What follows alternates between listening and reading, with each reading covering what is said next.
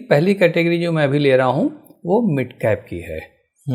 अब Rahul, mid cap में देखिए इशू क्या आ रहा है कि जितने भी क्वेश्चंस आए हैं और स्कीम जिसके क्वेश्चन नहीं आए हैं, इनको आप देखेंगे इसमें से मोस्टली जो क्वेश्चंस वाले हैं वो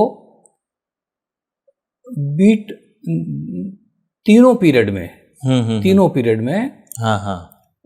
निफ्टी 500 को भी बीट नहीं कर पाए। तीनों पीरियड में, दो में किया है।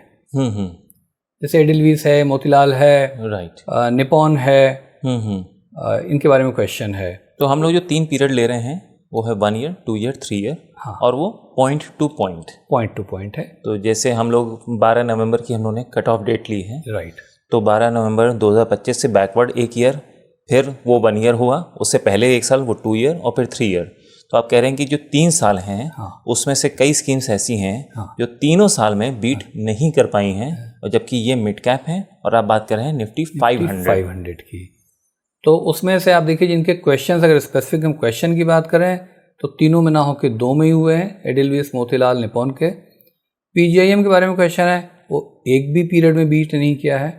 और एचडीएफसी के बारे में, एचडीएफसी ने तीनों पीरियड में बीट किया है। एचडीएफसी की परफॉर्मेंस काफ़ी अच्छी रही, क्लियर कट है। तो पहले राउंड की ये बात हो गई।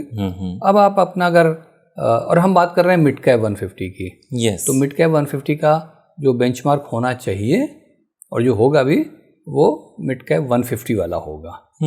यहाँ पे अभी निफ्टी 500 को ही बीट करने में इन क्वेश्चन वाली स्कीमों को तो परेशानी हो पा रही है।